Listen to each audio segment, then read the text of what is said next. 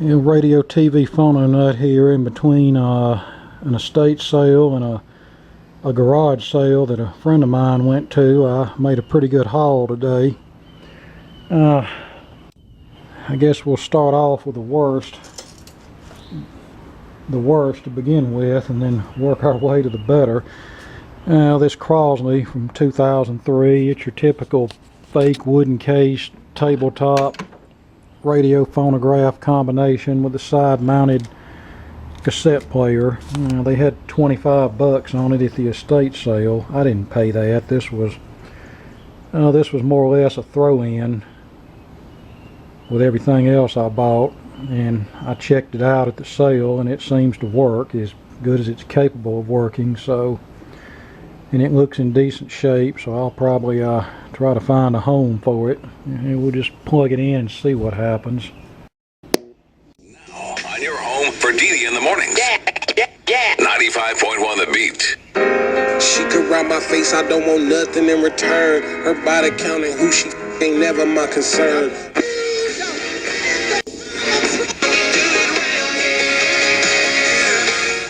Let her know you need her.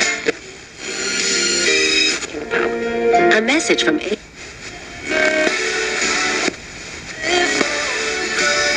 LegacyBox.com. Not high fence.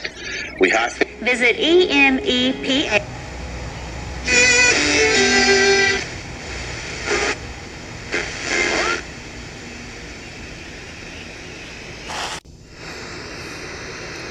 Well, FM reception doesn't seem to be, well, Subscribed. Was fortunate enough. not the worst I've had, not the best either. Alright, let's try AM.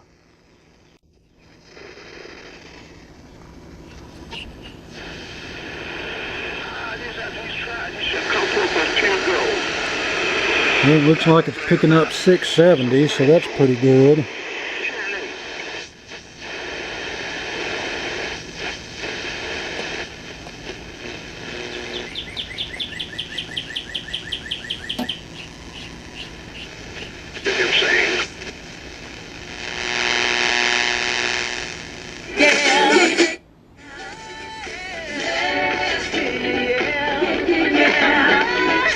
Thinking about taking the wife, but she's studying for the bar right now. So she said, looked at me and said, "Boy, you know I ain't gonna."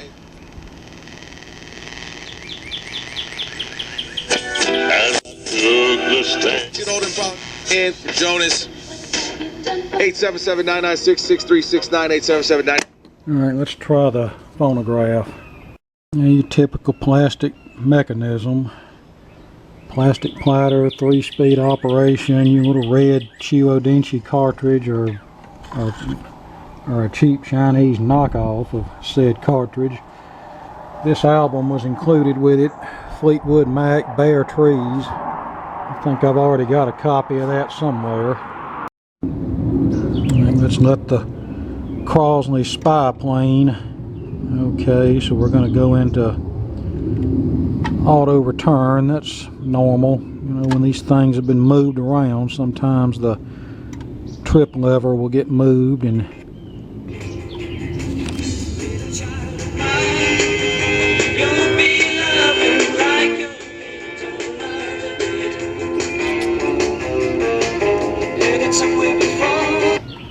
not as bad as a Crosley Cruiser, but not great anyway. Generally the problem with these is they don't have the amplifier input properly impedance matched for the cartridge.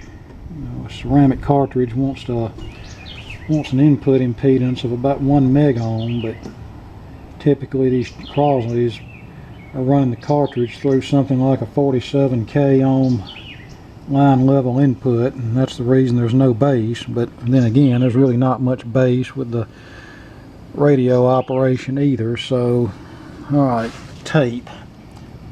Does this thing have a... No, I don't think this has a selector on the button for tape. You just have to put the tape in, and then it automatically switches to that function. Let's see. Now, I hope this tape is family friendly.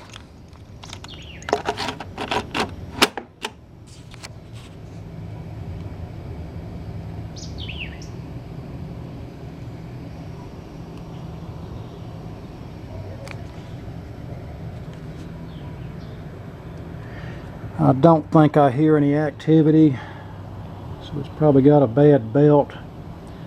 I think I've got one of these mechanisms in my junk that may have a good belt on it, so no, I'm not hearing any activity at all.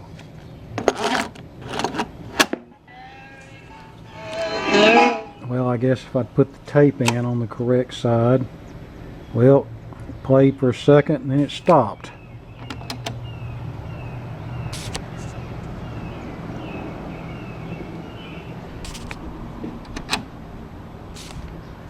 Okay, so the tape mechanism is going to need some attention, apparently.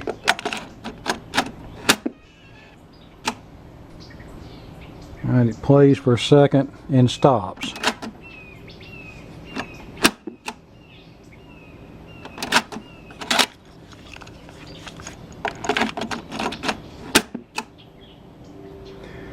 Although I know most people that would be buying this would not be worried about the cassette, but I'm going to try to fix the cassette, because even though a potential buyer won't never use it, or won't likely ever use it, when they find out it don't work, that'll just be a bargaining chip for them to try to get it for less money, and I don't want that to take place.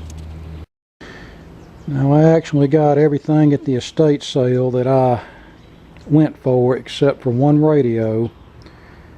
You know how these estate sale companies do, they advertise everything online, which means everybody and their brother sees it, and it entices them to come out and look at it. Well, they had some of the radios pictured online, and one of the radios pictured was a little miniature tube Cathedral radio, probably from the early 30s.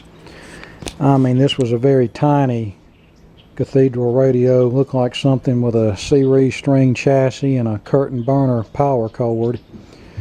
Well, me and my friend got there about 20 minutes to 8. The sale started at 8. There was already a line of people a mile long waiting to get in. And then, of course, when I finally got in, they did not have the radios located all in one place. I secured most of the radios, and then I looked up and I saw this woman. She was holding that Cathedral radio dear to her heart. She was attacking that like a vulture to roadkill. Most likely, she was probably a flipper, which means I may possibly see it again at one of the flea markets for 10 times the price. And then there was a little Westinghouse little Jewel refrigerator radio. You can see it right there. We'll look at it closer in a minute. I looked and I looked and I looked, and I could not find that radio. I didn't see anybody carting it out. My friend that was with me, he claimed he didn't see any more radios, and just as I was getting ready to leave, I asked the lady running the sale, which I know I've done business with her before, about the radio, and she said, yeah, I think it's in here on the fireplace mantle. And I'm thinking, how did I miss that? Well, about that time, one of the ladies working the sale come and ask her, there's a lady that wants to know the price of this radio in here. And at that particular moment, I had a oh shit moment under my breath, and the lady running the sale, she just went in there and told her, a man just bought it. It's not for sale. So if I hadn't have spoken up when I did, I would have lost it. And that's in the Cathedral that I missed out on is one of the better ones out of the deal. Alright, we got this thing here. This is a little GE AM FM AC battery operated transistor set. GE made versions of this for years, from the mid 60s on up through the mid to late 70s. I think this is one of the later ones. It's in pretty good shape. One of the handle straps is broken, and one of the battery cover snaps is broken, but it plays to some degree. They actually had it playing in the house. I don't know, with this old style power cord, this might be late 60s, early 70s. I think by the mid 70s they had gone to a black power cord. Alright, where's our tuning?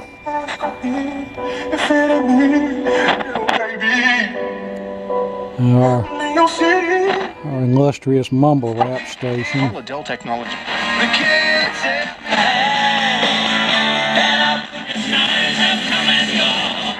To learn more, Tuner's a little scratchy. No fake news, just the real facts. Your news first. WCKR Collinsville Meridian, 103.3 FM, Super Talk, Mississippi. All those nights.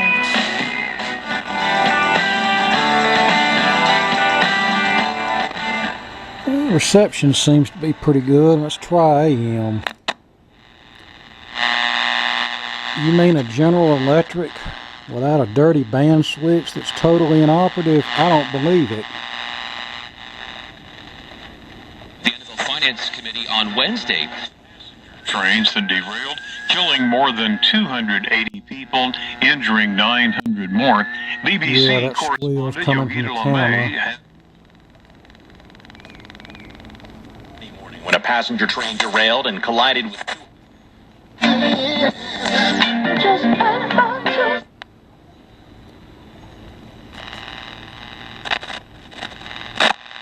Let's see if we can get 670.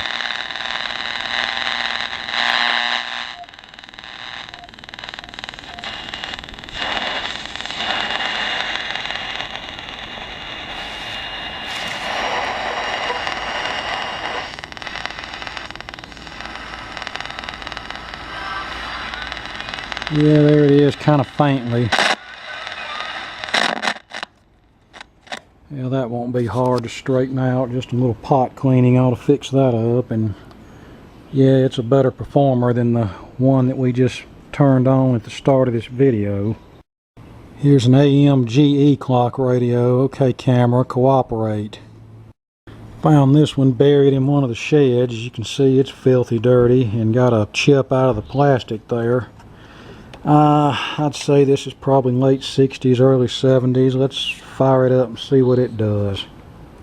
Alright, the clock appears to be dead.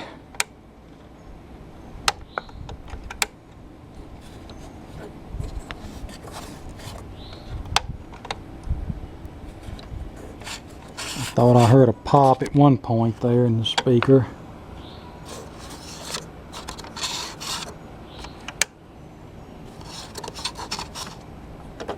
Okay, so this one's going to need some repair work. No surprise there. That'll be a resurrection for another day. And this Motorola clock radio, probably from the mid to late 50s, was found sitting next to the GE in the shed. Filthy dirty, but the biggest concern is this speaker bar that's broken out. I don't know what, if anything, we can do about that. Let's just fire it up and see what it does, and if it blows up, who cares? It'll give you some entertainment. But at least on this one we have clock action. And of course this is vacuum tube, so it'll have to warm up for a little bit. I do see illumination in the back, so that tells us our heater string's good.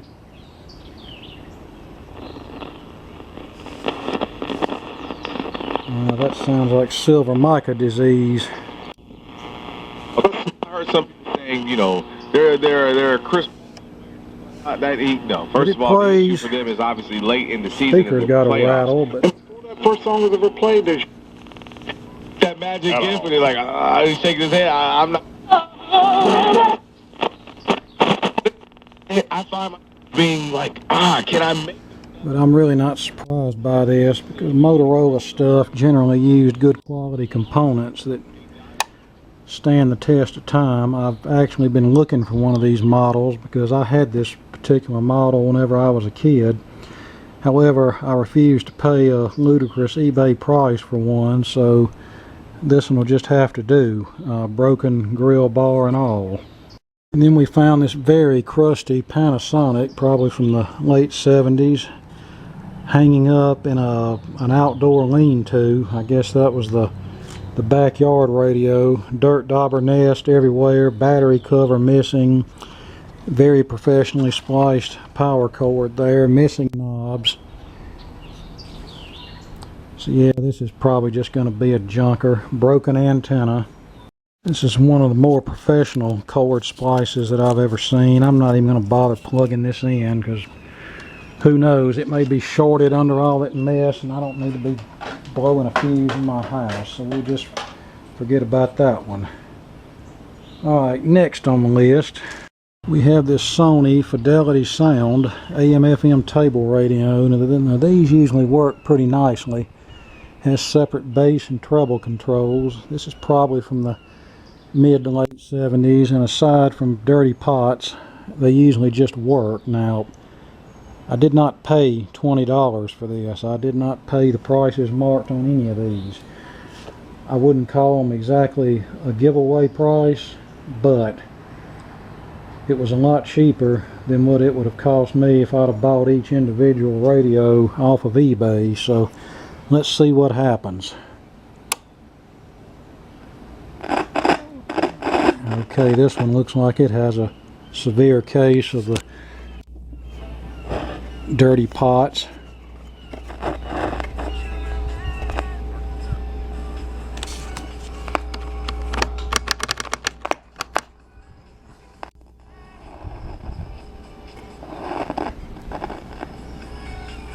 Okay, we're passing a signal, but it's very, very weak, so this one is going to need some further attention.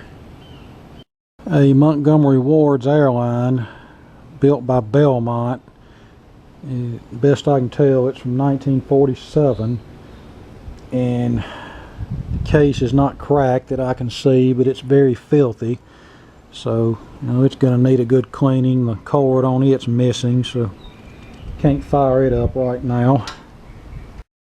And then we have this 1950 Philco 50-526. It looks to be structurally sound, just needs a good cleaning and polishing. And then we have this late 40s Zenith AM/FM set. I seem to recall seeing a version of this that had both the old and new FM bands as well as AM, but this one just has the new FM bands, so I'm going to say probably about 47, 48, somewhere around in there. It looks to be structurally sound, just needs a good polish job. And then we have this camera that wants to go out of focus. Hang on a minute. So we have this Philco farm radio that runs off of a 90 volt and 1.5 volt battery pack. The model number's torn off, but I think this is from about 47. The bad crack in the top of the cabinet, but I think we could probably fuse that back together and reinforce it and then clean the cabinet up and repaint it, and won't anybody ever know the difference. I think I have one of these already, so you know this one's not too high on my priority list. There's the chassis. As you can see, the infamous Loctite tubes that are my least favorite tube type, and miniature tubes are right there pretty close. My favorite type of tube is the good old 8-pin octal type. You know, they're robust, they usually make good contact in the socket, and if you're trying to insert an octal tube into a hard to see location, it's usually easier to do than trying to insert a miniature tube in a hard to find, hard to see spot. And then we have this big Magnavox Grand Classic, probably from about 63 or 4. Well, it doesn't have civil defense markings, so probably post 1963. This is a tube type AM/FM set. Well, in fair condition. I think the cabinet's made out of particle board, and if we look under here we can see some damage to the particle board, so really nothing we can do about that. Really just try to keep the radio in a dry location. Heck, we'll plug it in and see what happens. I bet it just works.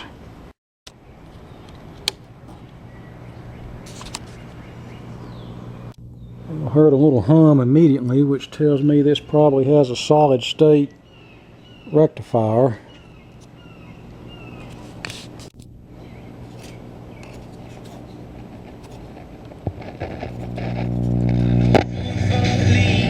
Bad filter cap, but we do have reception.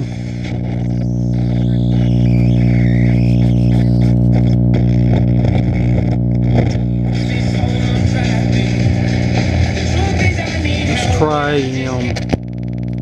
Nobody's going to give him a fair shot, right? One side loves him, one side hates him, and that's what we have largely with LeBron, because he has threatened Mike. That shouldn't be too hard to resurrect. Yeah, I don't know what to do about this cabinet. As you can see, it's pressed board, particle board, and it's probably been in a damp location.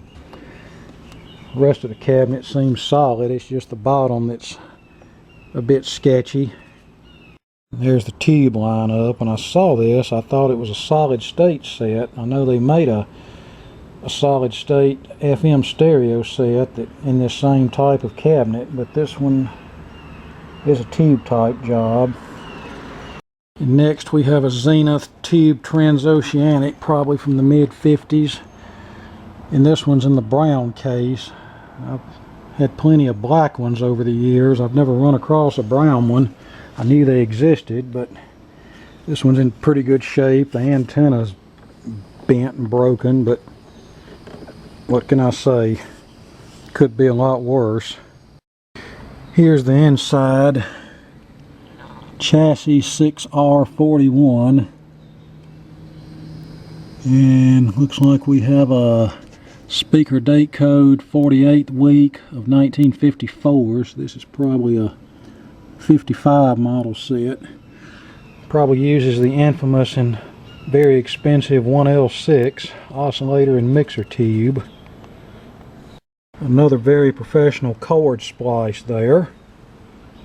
Here's the Westinghouse little jewel set that I almost lost out on. Like I said, if I hadn't opened my mouth the second I did, I could have probably kissed this one goodbye too. And this one is actually in pretty decent shape. It's got some paint damage, but it's not broken or anything like that.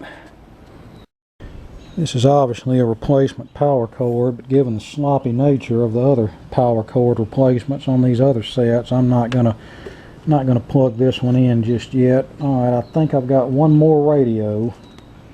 Alright, we have this Feta Catalin set. Now, radios made out of that type of material are really not that easy to find, at least not in my area. And I haven't found very many over the years. Now sadly, this one's got a nasty crack in it right here, and a bit of a boo-boo right here. But for the price I paid, she had 20 bucks on it originally, but like I said, I didn't even pay that much for it. I'm really not in any position to complain. At least I've got a Catalin radio. I've got another Catalin Motorola buried here somewhere that I found at an estate sale, and it was so cruddy when I found it that I didn't even know it was a Catalin set. And the one holding that sale is generally one of those high-priced dealers that everything's valuable. And I showed him this crusty radio, and I said, "How much for this?" He said, "Oh, $5. And then I took it home and cleaned it up and realized what I had, and I can promise you, had he known what he had, it wouldn't have been $5. I remember back in the early to mid 90s, Catalin sets were hot.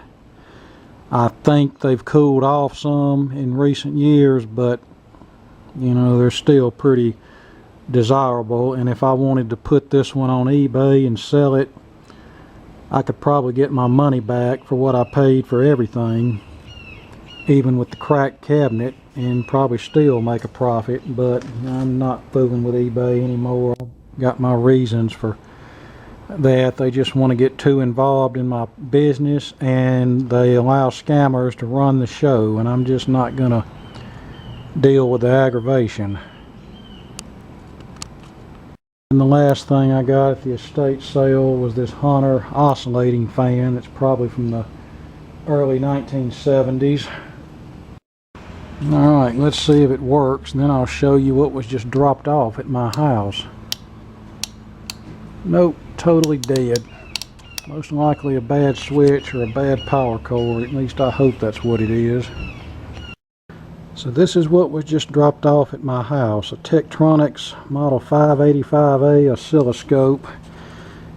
Probably from the 60s. Most likely vacuum tube based. A friend of mine had this who, well, he used to dabble in TV repair, and he knew some old TV repairmen, so he inherited stuff over the years. Well, he's been telling me for the past 6 months he was going to get this to me, but then his house burned, and I think he's living in an assisted living facility now while he waits on the insurance company to do whatever about getting his house rebuilt. You know how insurance companies are when they want the premium payment lickety split, but when it comes time for them to do anything for you, it's like pulling hen's teeth. But he called me right after my mother passed away, and he wanted to know if I had a way to come get the oscilloscope, and I told him I didn't. He said, well, it's in my daughter's shed, and she wants to tear that shed down like right now. It's about to fall in. So I just left it with, you know, I don't really have a way to come get it. If you need to dispose of it, I understand fully. I understand what's going on in your life right now, and don't worry about that oscilloscope. You've got more pressing things on your plate right now than worrying about an old oscilloscope, so just don't worry about it. So I forgot about it and figured it had already gone to the landfill. But last night he called me and he said, I've got that scope loaded in the trunk of my car. Will you be home tomorrow? So I told him I would. He said I couldn't put the cart that it goes on in my trunk. But when they brought it, him and his sisters brought it, they said, we've got the cart that it sits on sitting off to the side for you, and one day when we can get access to a truck, we'll try to bring it to you. So I said, well, I appreciate that. Yeah, this thing's actually in better shape than what I envisioned. I mean, it's not perfect, but I had visions of an old rusted out piece of junk that'd been in a leaky shed for the past 40 years, but this one is probably salvageable. So yeah, I'm thankful to get this. And then my friend went to a yard sale, and she had 2 TVs there with a free sign on them, and he knows I like old TVs, especially ones with knobs, which one of them qualifies. It's a 1987 RCA XL100 made after the GE buyout. It uses probably a CTC 135 chassis, and the one behind it is a Toshiba TV VCR combo with a tape in it from 2004. I never did care for those combo units. They were always seemed to be cheaply made, hard to work on, and not very reliable. And I don't understand why people are paying so much money for those things on eBay now. I mean, it's not like they're that rare. You can go around to yard sales, estate sales, thrift stores. They're out there, you know, $5 or $10. There's no need in getting on eBay and paying $150+ for one. That's just a case of I've got more money than I know what to do with, and I'm too impatient. I've got to have it now. So click the buy it now button, and there you go. This turntable is a realistic Lab 51, which was offered in the 76 and 77 catalog. It's belt driven and made by BSR. I think it was around $100. Uses a Shure magnetic cartridge. I bought this cheap off of the Goodwill site, and they pulled a stunt that they've been known to pull before. In the auction picture, they had shown the counterweight and the manual stub spindle and part of this umbrella spindle. This is just the shell of it. Well, you can guess what happened when I got the turntable. None of those items were in the box, and yes, I did look under the storage cover here, and there's nothing there, so I'm going to have to contact them and try to get those parts. I'm not counting on anything. Maybe at least I'll get a partial refund. The counterweights are all over eBay, so getting a replacement shouldn't be an issue. It's just the principle of the thing. And then we've got this little, this is some little GE wooden cased AM FM radio, probably about 1964ish, that I dug out. I'll do something with that one day. These GE sets, they usually work pretty good when they work, but they can be a pain in the butt to work on, and getting them to work properly can be a pain in the butt. Alright, I'm going to make a stunning prediction as far as what this TV VCR combination is going to do. It's going to power up, you're going to hear some mechanical noises, and then it's going to shut down because the VCR mechanism's fouled up. And I hope the tape in here is not something that alright, it powers up, high voltage comes up.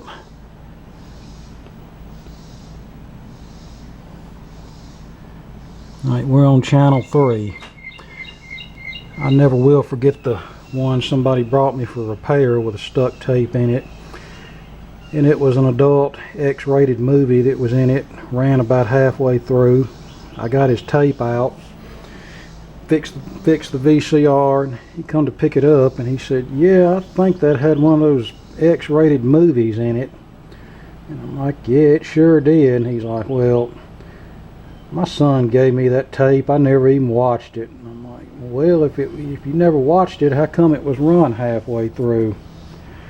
And he's like, well, I don't want that thing. If you want it, just keep it. I said, well, all I'm going to do is throw it in the garbage, and, well, I'll just take it back with me then. So I said, okay.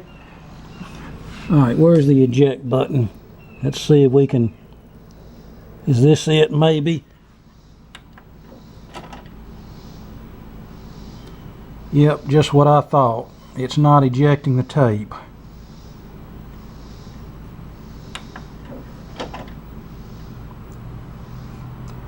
The eject symbol is coming up, but it is not ejecting the tape, so that's going to require some service, but I'm surprised the TV's not shutting down. Now, these little mechanically tuned RCAs, I'm just having a heck of a time with the camera today, aren't I? They're usually pretty reliable. Now, the upper scale version with the remote control and the MTT electronic tuner module, those were a bit more troublesome. Those tuner modules had problems mainly with bad solder connections and bad capacitors in the module, but you know, these little mechanically tuned sets, they usually just work. And it has high voltage and sound, so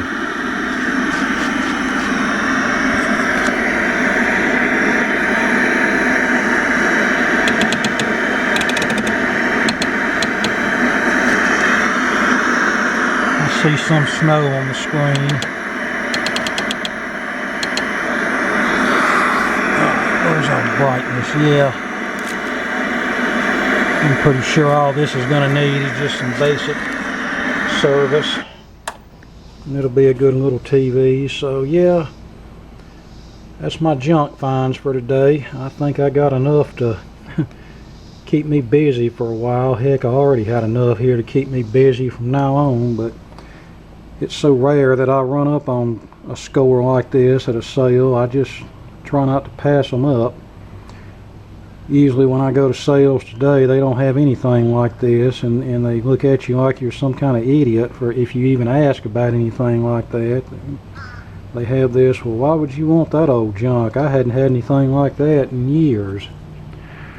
But one day we'll get around to doing something with this crap. But yeah, as far as this Tektronix scope, hopefully I'll get the cart for it. And I'm not really too familiar with various models, but I do know, as best I can tell, that these old Tektronix scopes, you have to work on them with silver solder, and I think they came with a roll of silver solder inside of the scope, if I'm not mistaken. So I just wanted to clarify that I do know that much about them. Now, I was telling you the story about the X-rated movie I found in the guy's VCR.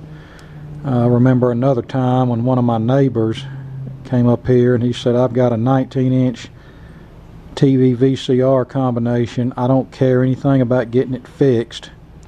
I just want the tape out of it, but I want to bring it up here when you've got time to do it while I'm watching you, because I don't want anybody to see what's on the tape. Well, really don't take much of a rocket science to figure out that what was probably on that tape. And so he brought the TV up here one day, and I took it apart and manually ran the tape out, which was not a store-bought tape. It was a blank tape that had been recorded on. And I handed him his tape, and he said, you can have the TV, do whatever you want to with it. All I want is the tape out of it. So I handed him his tape, he gave me the TV, he left. I fixed the TV and sold it. It's back when you could still do that. And then I remember hearing of another time where a young girl who happened to work for a chiropractor, well, I say young girl, that she was an adult, but she happened to be the receptionist or nurse or something, I don't remember, at a chiropractor's office that somebody I knew used. Well, her camcorder went belly up, so she took the camcorder with the stuck tape in it to have it repaired. And this tape was some footage of she and her significant other having a good time. And the repair technician happened to know this friend of mine. Well, I say friend, he was more of an acquaintance than anything else. Looking back, I wouldn't call him a friend, but he happened to know my acquaintance. So what does he do? He takes this tape out of this camcorder and makes copies of it and gives it to this guy I know, and I think he distributed it to several other people, which I do not condone that. He had no business doing that, but that's why you probably need to be careful of what's stuck in a machine that you own. If you're worried about somebody else seeing it, you probably ought not to take it into the repair shop. I remember a time a black lady, and I say that to make a point later in this story, she brought me an all-in-one stereo with a CD player that had already been to another shop and they couldn't fix it. Well, I found a CDR disc in there, and whenever I played it, it was Johnny Rebel type stuff from the 1960s, and the first thing that come to my mind was that the other shop left that in there, and then I'm going to give this back to her, and she's going to find that CD in there, and she's going to think I left it in there, and then my name's going to be mud. So I told her what I found, and she's like, oh, well, that's nothing to it. I know all about that. That's my disc. And I said, well, after hearing what was on it, I didn't know how you felt about that. I didn't know whether you would be offended by that, and I didn't want you to think I left that in there. And she said, no, I'm not offended at all by it. It's just comedy, and I just take it for what it is. And I said, well, as long as you're okay with it, then I'm okay with it. And she picked up her stereo and left. But I was impressed, you know, finally somebody that doesn't get their panties in a knot over stuff like that. They realize it's just comedy, and they take it with a grain of salt, you know. You know, it burns me up that places like Discogs and eBay will not allow the sale of such records on their site, but I'm sure I can find any number of filthy gangster rap records. And the way I look at it, if a record offends you, then don't buy it. Just keep scrolling. Nobody's holding a gun to your head to make you buy it. Nobody's making you listen to it. So it's like the gangster rap records. I don't care for that crap, but I'm not pitching a fit because they're for sale on Discogs and eBay, I just keep scrolling. I don't buy that stuff. So there you go. I've got more in life to worry about than what's on some record. So there you go. That's our haul for today. I don't expect to make another haul this big anytime soon. Like I said, these kind of hauls are rather few and far between this day and time. So I hope you enjoyed this. Maybe one day we'll get to working on some of it, and more to come later.